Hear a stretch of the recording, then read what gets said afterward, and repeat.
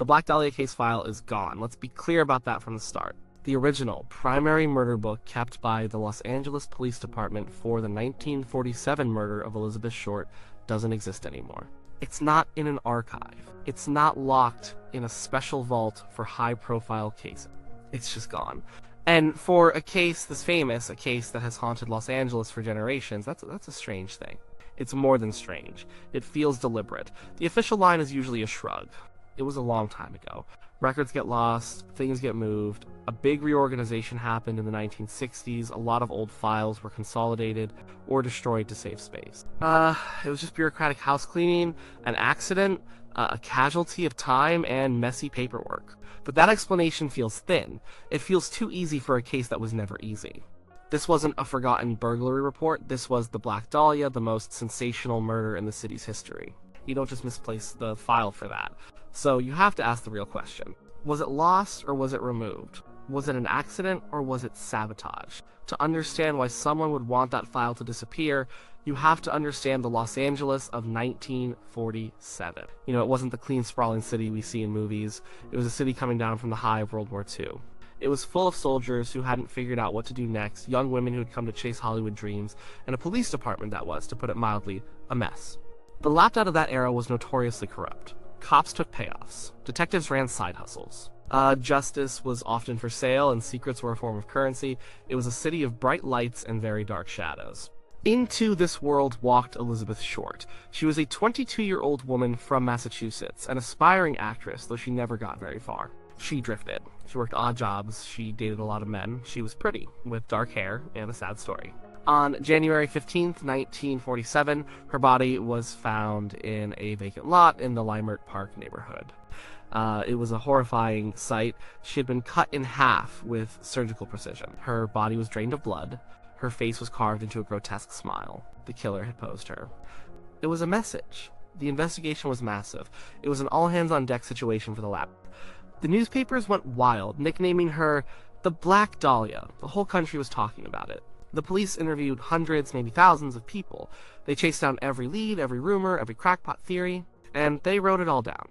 Every interview, every tip, every piece of forensic evidence, every suspect's name went into that murder file. That file was the brain of the investigation. It held everything, and now it's gone. The idea that it was simply misplaced in a chaotic system seems plausible on the surface. The police work is messy.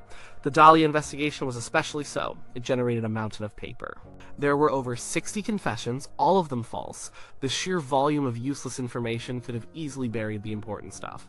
Maybe in a big office move, someone saw a stack of old files, a case that was cold for over a decade, and just tossed it. It's possible. Incompetence is always a possibility. But the arguments for sabotage are much stronger. They're tied to the suspects. They're tied to the secrets the Lapt might have wanted to keep buried. The file didn't just contain information about Elizabeth Short's killer. It contained information about the investigation itself. It documented who the police talked to, what those people said, and which leads the detectives chose to follow or ignore. If there was a cover-up, the evidence of that cover-up would be right there, in the pages of that file. Let's start with the most prominent suspect in recent years, Dr. George Hodel. Hodel was a brilliant, wealthy, and well-connected physician in Los Angeles. He was also a man with a dark side. He hosted wild parties at his unique Frank Lloyd Wright-designed house. He was part of the surrealist art scene, friends with artists like Man Ray. He was also a prime suspect in the Dahlia case, at least for a while. The police had him under surveillance. They bugged his house in 1950. The transcripts from that surveillance are chilling.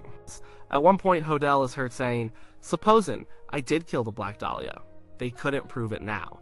They can't talk to my secretary anymore because she's dead." His own son, Steve Hodel, a retired Lapteed homicide detective, has spent years building a case against him. He believes his father was a serial killer, and Elizabeth Short was one of his victims. The evidence Steve Hodel presents is compelling. George Hodel had the surgical skills to perform the bisection. Realization is faster and appropriately female forms reminiscent of the crime, and all that. Steve even found photos in his father's old album of a dark-haired woman who looked eerily like Elizabeth Short. So, if George Hodel was the killer, why would the file disappear? Power and connections. Hodel was not some random drifter. He was part of the city's elite, he knew people. He treated high-ranking city officials and police officers. The Lapdead in 1947 would have been incredibly reluctant to pin a murder this gruesome on a man of his stature. It would have been a massive scandal. What if they knew he was guilty, or at least strongly suspected it, but couldn't make the case stick without implicating other powerful people who were at Hodel's parties or in his debt? The file would contain the records of their interviews with Hodel.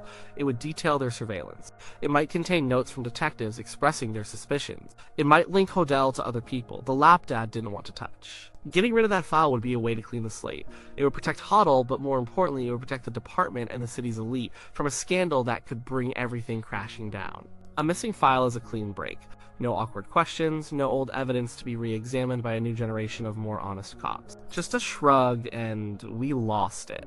Then there's the other major theory, one that points to an even deeper level of conspiracy. This one centers on a secret grand jury investigation that took place in 1949. The Lapid's own records of this are, unsurprisingly, also missing. What we know comes from the district attorney's files, which, crucially, were not lost. This line of inquiry started with a man named Leslie Dillon. Dillon was an acquaintance of a police psychiatrist who was obsessed with the Dahlia case. Dillon seemed to know things about the murder that only the killer could know. He talked about details that had never been released to the public. He became the focus of a secret investigation. The police held him in a hotel room for days, grilling him.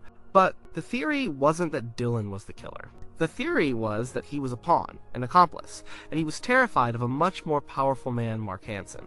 Hansen was a wealthy nightclub and theater owner. He was a significant figure in Hollywood's social scene. And he knew Elizabeth Short. She had stayed at his home for a short time. He was one of the many men she was connected to.